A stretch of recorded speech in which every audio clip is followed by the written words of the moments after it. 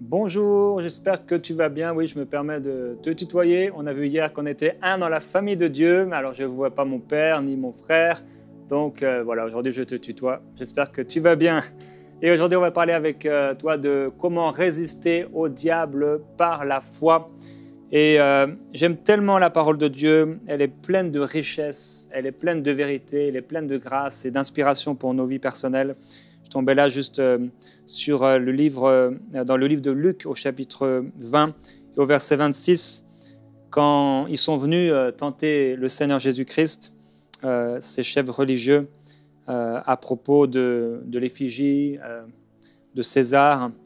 Et le Seigneur leur a dit, rendez à César ce qui est à César et à Dieu ce qui est à Dieu. Il est écrit, ils furent incapables de le prendre à l'une de ses paroles devant le peuple, mais étonnés de sa réponse, ils gardèrent le silence. Quand nous marchons par la foi et dans notre autorité en Jésus-Christ, le diable ne pourra pas parler. Il sera muselé par la foi et par la parole de Dieu.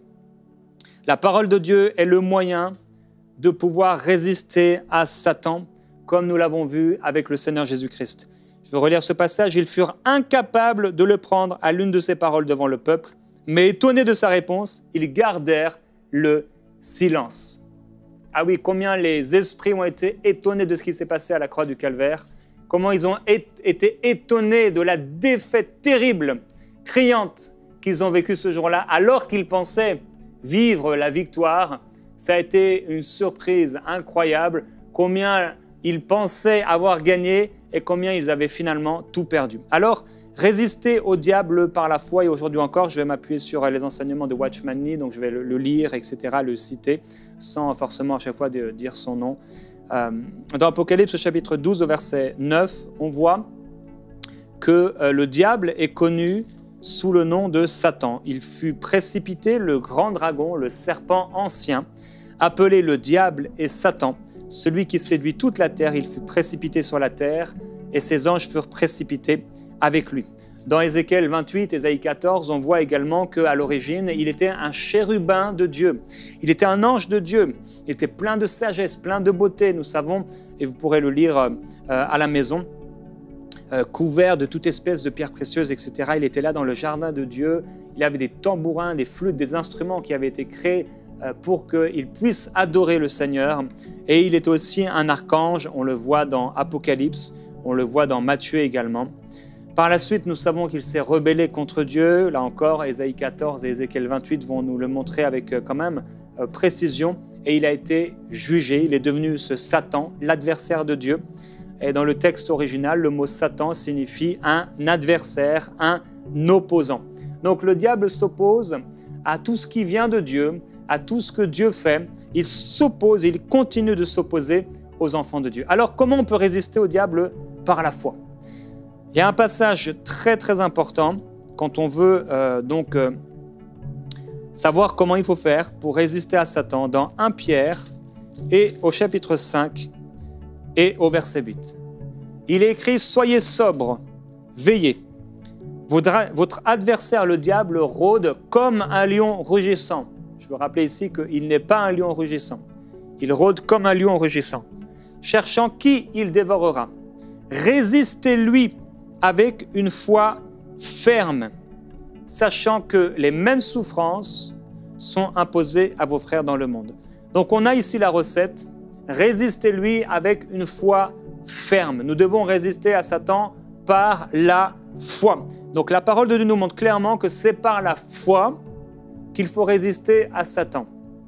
Ce n'est pas par la prière, ce n'est pas par des cris, ce n'est pas par un combat spirituel je ne sais où, c'est par la foi. Nous résistons à Satan par la foi. Alors maintenant, sur quoi notre foi doit-elle se reposer? Comment on peut exercer notre foi pour résister à Satan? C'est ce qu'on va voir ensemble. Premièrement, il faut croire que le Seigneur s'est manifesté pour la destruction des œuvres de Satan. 1 Jean chapitre 3, celui qui pêche est du diable, car le diable pêche dès le commencement. Le Fils de Dieu a paru afin de détruire les œuvres du diable. Quand le Seigneur est venu sur la terre, Christ a été manifesté Et partout où il allait, il détruisait les œuvres sataniques. Souvent, l'œuvre de Satan n'était pas apparente, ça se cachait parfois derrière un phénomène naturel, comme une tempête, etc., comme une maladie. Et le Seigneur, à chaque fois, a réprimandé Satan. On sait que lorsque Pierre a parlé, finalement, il était là, inspiré par le diable, c'était Satan que le Seigneur était en train de réprimander. Quand il a guéri la belle-mère de Pierre, c'était Satan, à travers la fièvre, que Jésus-Christ était en train de réprimander sévèrement. Partout où le Seigneur allait, le pouvoir satanique était brisé. Partout où le Seigneur allait, il venait détruire les œuvres sataniques. Alors nous devons croire qu'en se manifestant sur la terre, le Seigneur a non seulement détruit les œuvres du diable, mais il a également donné aux disciples l'autorité de détruire ces œuvres, de chasser les démons en son nom. Il dit, voici, je vous ai donné le pouvoir de marcher sur les serpents, sur les scorpions et sur toute la puissance de l'ennemi, sans que rien ne puisse vous nuire. Nous devons croire cela.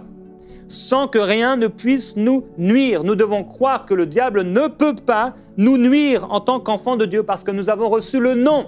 Si nous avons le nom, cela nous suffit. Il faut utiliser ce nom et l'autorité qui est derrière ce nom pour chasser tout esprit impur, tout démon qui voudrait s'en prendre à nous. On doit donc distinguer, faire la différence entre ce que le diable a, la puissance qu'il peut avoir, l'autorité qu'il peut avoir et ce que nous avons. En réalité, il n'a que la puissance. Nous avons le nom et nous avons l'autorité. L'autorité dépasse de loin la puissance. Il est peut-être plus puissant que nous, comme le dit les psaumes, un ennemi qui est plus fort que moi, mais nous avons reçu l'autorité. Et l'autorité est plus grande que la puissance. Par exemple, on est en voiture, il y a un feu qui est devant nous. Vert, orange, rouge. Le feu devient rouge et on s'arrête. Notre voiture a plus de puissance que ce feu rouge, mais ce feu rouge a de l'autorité. Et il vient d'un système d'autorité, de justice, de loi, etc. Notre voiture et nous-mêmes, on est plus puissants que ce feu, on pourrait le détruire, et pourtant on s'arrête. L'autorité est plus grande, est plus forte que la puissance. Nous avons reçu l'autorité. L'autorité gagne sur la puissance. C'est la politique de Dieu partout dans l'univers.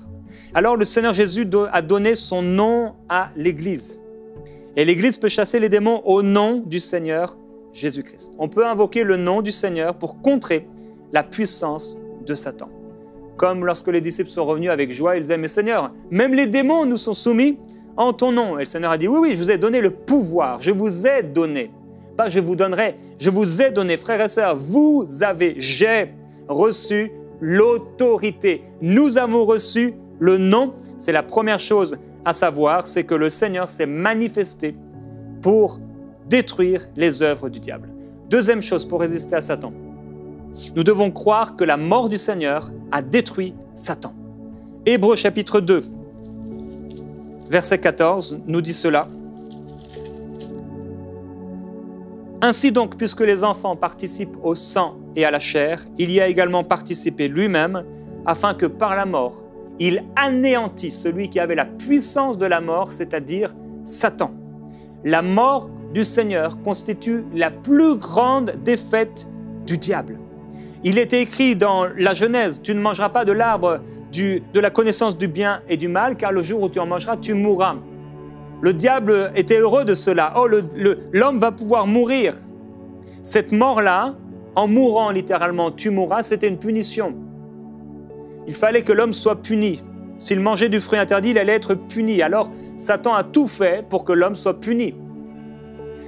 La mort était une mort de punition pour Adam et Ève.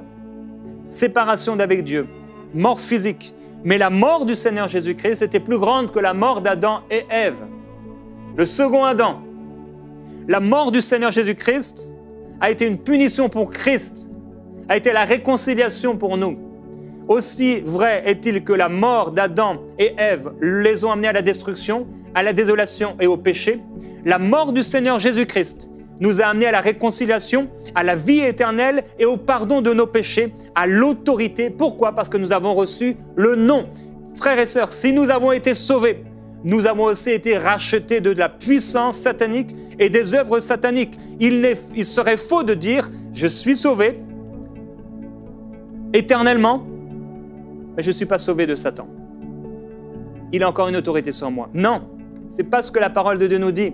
Je vous ai donné le pouvoir de marcher sur tous les scorpions, sur toute la puissance de l'ennemi, sans que rien ne puisse vous nuire. Alors la mort peut punir ceux qui pêchent. La mort peut aussi sauver et libérer ceux qui sont dans le péché. Satan pensait que la mort ne pouvait que punir le pécheur. Il s'est saisi de cette idée et il a régné par la mort de l'homme. Mais Dieu sauve et libère l'homme du péché par la mort du Seigneur Jésus-Christ. La mort du Seigneur à la croix a ôté non seulement notre péché, mais tout ce qui venait du vieil homme et de l'ancienne création. La parole de Dieu déclare cette grande révélation: notre vieil homme a été crucifié avec lui. Nous sommes déjà morts. Si Satan nous attaque, nous pouvons lui répondre: je suis déjà mort. Satan n'a plus d'autorité sur nous parce que nous sommes déjà morts. En réalité, l'autorité de Satan s'arrête à la mort. Il avait autorité jusqu'à la mort, mais une fois qu'il y a la mort, Satan n'a plus d'autorité. C'est pourquoi en enfer, je l'ai déjà dit il y a quelques jours, quelques semaines, il ne régnera pas. Il sera comme tous ceux qui seront en enfer, sans autorité et sans puissance.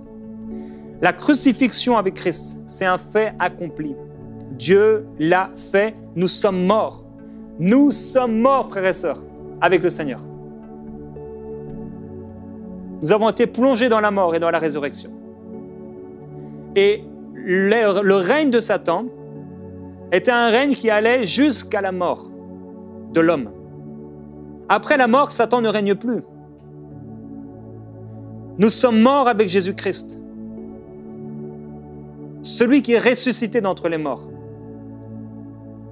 Et comme nous sommes morts avec Christ, Satan ne peut plus régner. Pourquoi? Parce que nous sommes morts. Nous sommes morts avec Christ. Notre mort avec Christ, c'est un don de Dieu, au même titre que sa mort pour nous. Si on cherche encore la crucifixion, si on cherche encore, si on se tient dans la chair pour essayer de remporter le combat, de remporter la victoire, on a perdu. On doit croire que la mort du Seigneur est suffisante et que le sang de Jésus est suffisant contre la mort, contre Satan.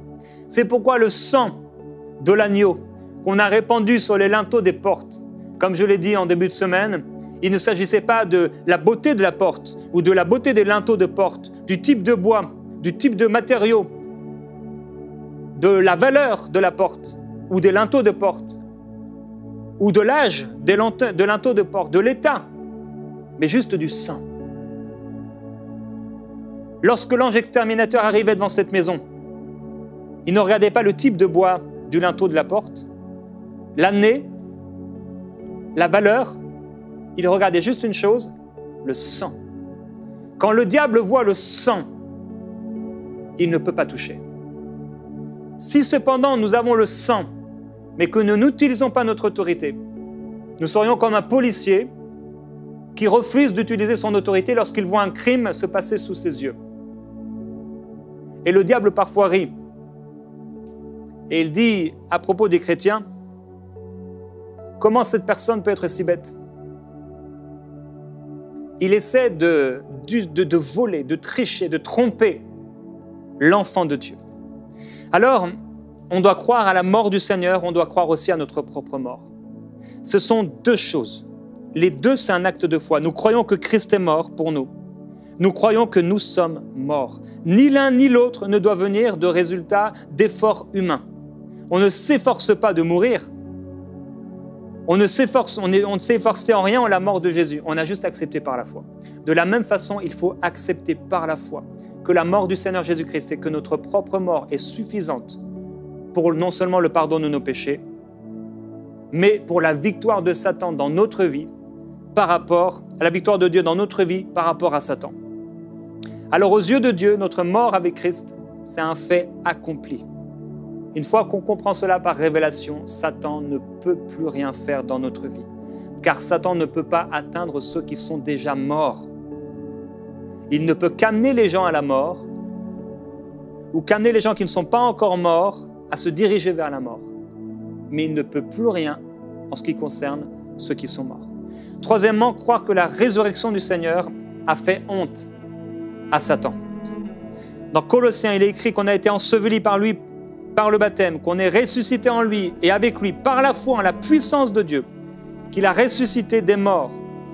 Il a dépouillé les dominations, les autorités, les a livrées publiquement en spectacle, en triomphant d'elles par la croix. Le verset 12 de Colossiens chapitre 2 nous parle de mort et de résurrection. Le verset 13 nous dit que nous sommes morts et ressuscités. Le verset 14 nous dit ce que le Seigneur a fait au moment de sa mort. Et le verset 15 nous dit que le Seigneur a dépouillé les dominations et les autorités. Le verset 20 nous dit si vous êtes mort avec Christ. Et un peu plus loin, si vous êtes ressuscité avec Christ. Ces versets commencent par la résurrection et ils se terminent par la résurrection. Tout ce passage nous parle de triomphe par la croix. Satan ne peut dominer que sur le vieil homme. Satan ne peut suivre quelqu'un que jusqu'à la croix. Quand une personne est en train de marcher, elle marche jusqu'à la croix. Elle marche jusqu'au Sauveur. Elle est en train de marcher jusqu'au Sauveur pour être sauvée. Satan va essayer, comme peut-être vous avez vu ce clip, où il y a comme un esprit qui vient et qui essaie d'amener cette personne dans la mort et qui lui présente une bouteille de vin et qui lui présente de la drogue, etc., qui amène cette personne à être dépressive. Avant que cette personne touche la croix, le diable règne. Il essaie de l'éloigner de l'évangile. Il essaie de mettre un voile sur son visage pour qu'il ne voit pas resplendir le Seigneur de gloire. Mais une fois que cette personne passe par la croix, le diable ne peut plus rien. Impossible de toucher un mort. Il ne peut pas. Un mort en Christ.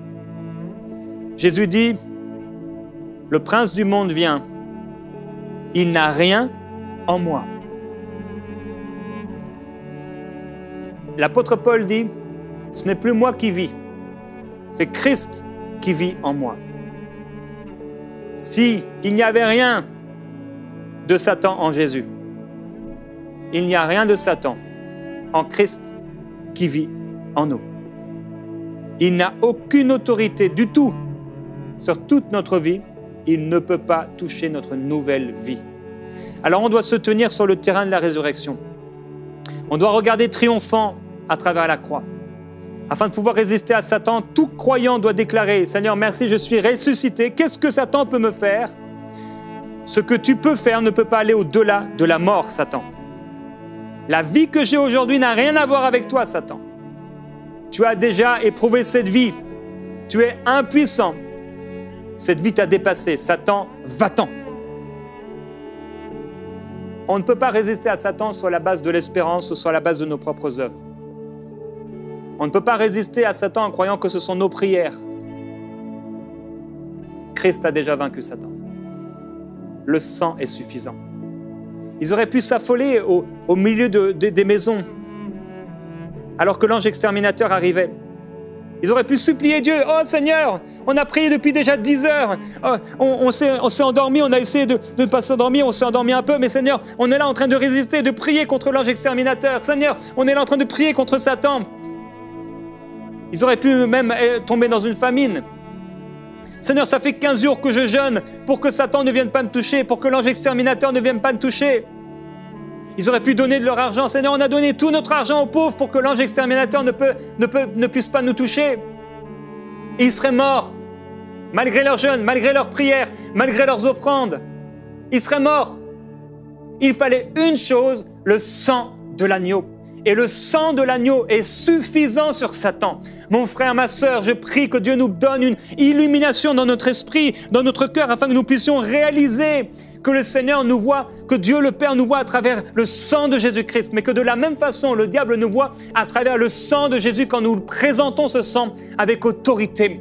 Lorsque quelqu'un se présente lui-même, lorsqu'il essaie de se présenter, ou même de présenter certains versets par lui-même, certains efforts par lui-même, certaines prières par lui-même devant Satan, cette personne est perdue. Ce serait comme de présenter certains versets devant Dieu, on serait perdu. Non, c'est par la foi. C'est par la foi. Il y a des gens qui vont aller en enfer avec la Bible. Pourquoi? Parce qu'ils ne l'ont pas cru dans la foi. Ils n'étaient pas dans la foi. Et de la même façon, on peut présenter des versets à Satan.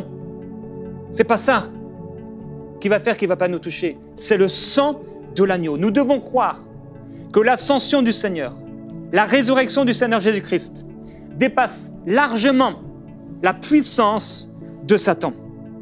Il est écrit, il a déployé en Christ, en le ressuscitant des morts, en le faisant asseoir à sa droite dans les lieux célestes, au-dessus de toute domination, au-dessus de toute autorité, au-dessus de toute puissance, au-dessus de toute dignité et de tout nom qui peut se nommer, non seulement dans le siècle présent, mais gloire à Dieu, dans le siècle à venir.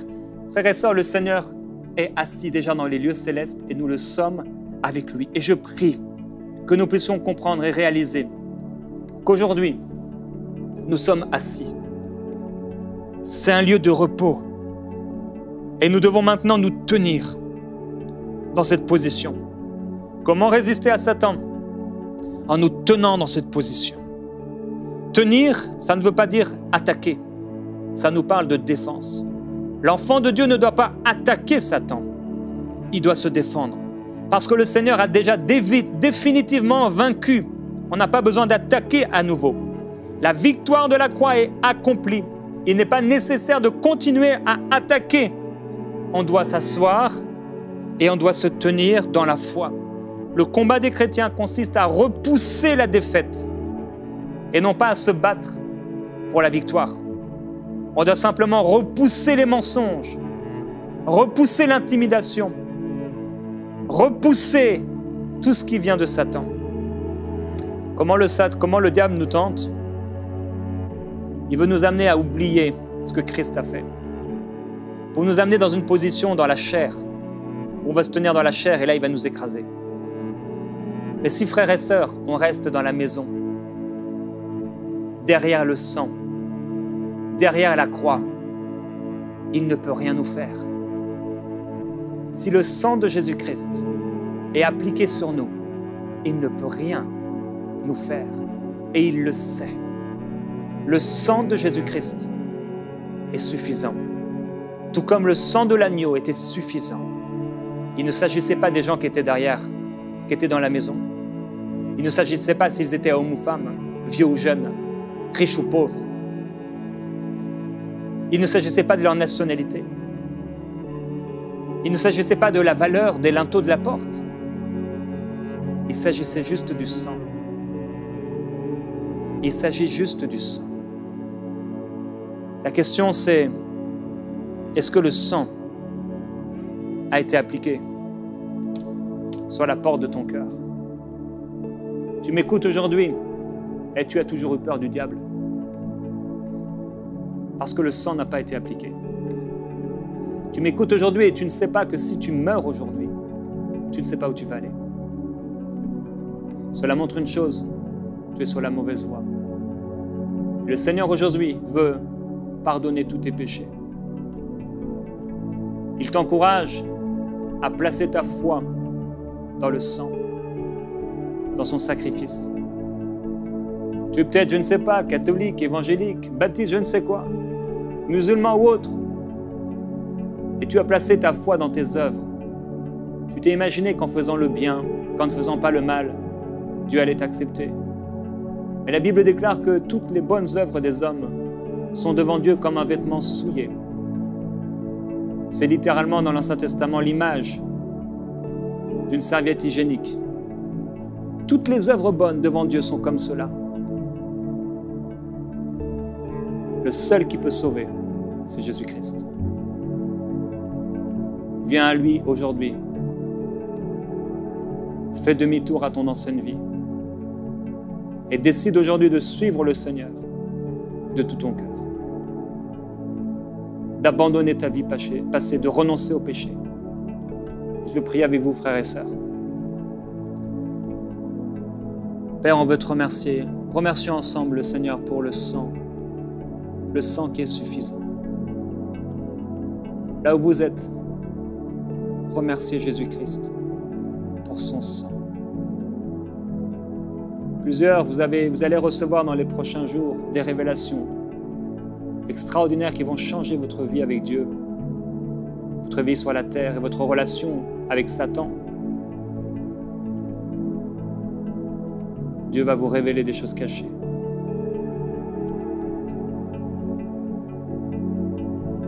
Plusieurs personnes, vous êtes complètement fait avoir par le diable et vous le chassez constamment.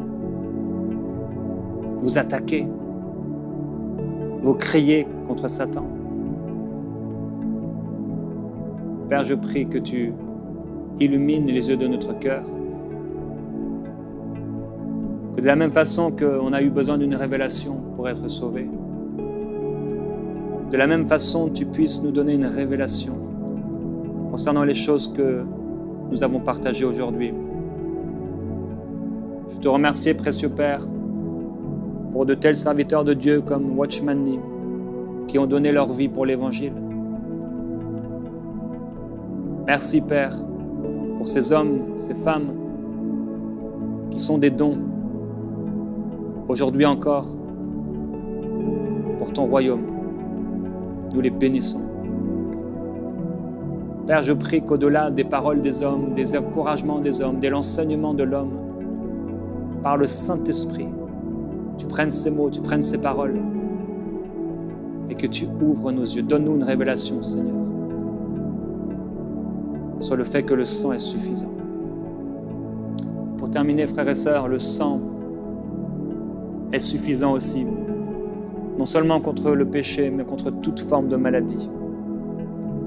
Une seule goutte du sang de Jésus-Christ était suffisant pour vous guérir. Il ne s'agit plus de vos prières ou de vos jeûnes, de vos propres efforts, mais juste du sang. Quand ils ont écouté Pierre prêcher, ils ont tous été remplis du Saint-Esprit. C'était pourtant un peuple différent. Ils n'étaient pas juifs. Quand l'homme a écouté, quand l'homme a regardé, il a été guéri juste par la foi. Là où vous êtes, recevez par la foi votre guérison. Au nom de Jésus-Christ, maladie, je t'ordonne de quitter ce corps. Tout ce qui vient du diable, je t'ordonne de quitter ce corps maintenant. J'applique le sang de Jésus-Christ sur ce corps maintenant qui était malade. Je déclare la gloire du Seigneur Jésus-Christ maintenant. Toute forme de peur, toute maladie disparaît dans le nom du Seigneur Jésus-Christ. Recevez votre guérison, frères et sœurs. Recevez-la, parce que le sang est sur vous. L'ange exterminateur, Satan, ne pourra plus vous toucher. Vous êtes bénis au nom du Seigneur Jésus-Christ. À bientôt.